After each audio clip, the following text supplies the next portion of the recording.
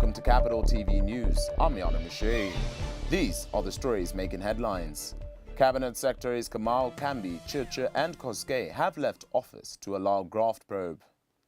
State House spokesman Manure Sapisu told a news conference held at State House that the President has appointed acting Cabinet Secretaries in their dockets pending probe.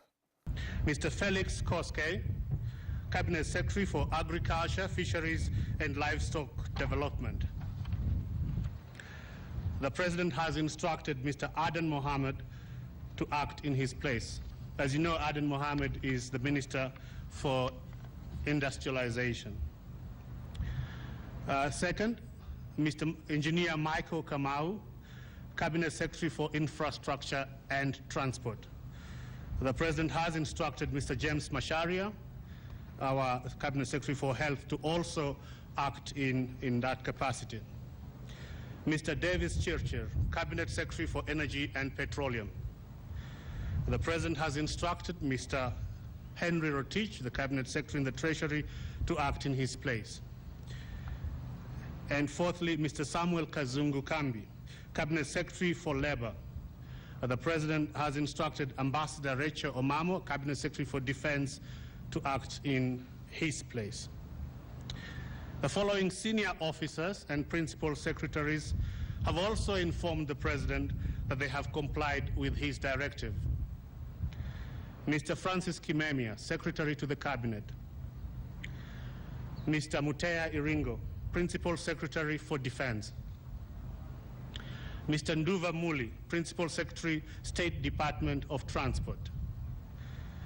Mr. Patrick Omutia, Principal Secretary for Mining. Mr. James Teko, Principal Secretary, State Department of Water. Mrs. Marianne Kitani, Chief of Staff in the Office of the Deputy President. Mrs. Esther Koimet, the Investment Secretary in the National Treasury. And Ambassador Jane Waikenda, Deputy Head of Mission, Kenya's Embassy in South Africa, based in Pretoria.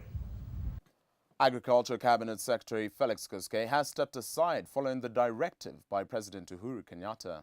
The Agriculture Cabinet Secretary says he is stepping aside for 60 days to pave way for an independent investigation into allegations of corruption that was contained in a list that was forwarded to President Kenyatta by Ethics and Anti-Corruption Commission.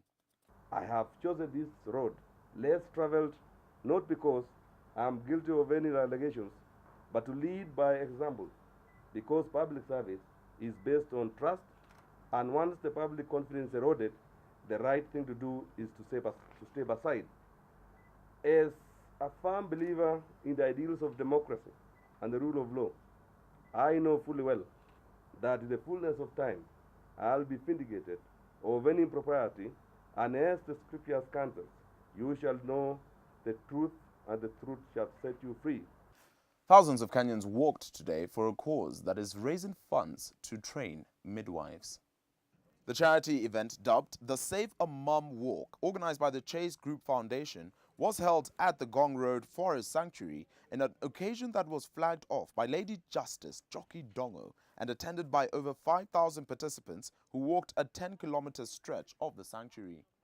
Many of us have had access to a doctor, but if you look at the country's health system, very few Kenyans actually are attended to by doctors, because the doctors in Kenya are only about 7,000.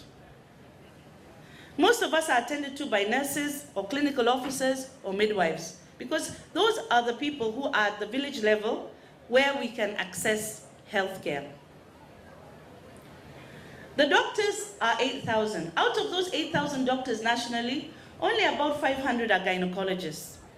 And therefore, issues of obstetrics and gynecological conditions have to be dealt with either by clinical officers or by midwives.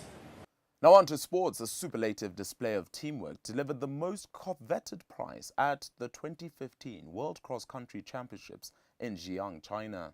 Kipsang became the sixth Kenyan in a roll of honor that reads five-time winners John Gugi, Paul Tegat, two-time winners William Seger, Joseph Abuya, and outgoing title holder Japeth Korir, who was not there to defend his crown. Kenya's Agnes Tirop also salvaged the reputation and pride of her nation when she destroyed the field in a commanding front-running performance to ascend to the senior women 8-kilometer title in style at the ongoing IAAF Zhejiang World Cross Country Championships in China. And that's your Capital FM News. I'm Miano Mashiri. For more on these and other stories, log on to our website www.capitalfm.co.ke/TV.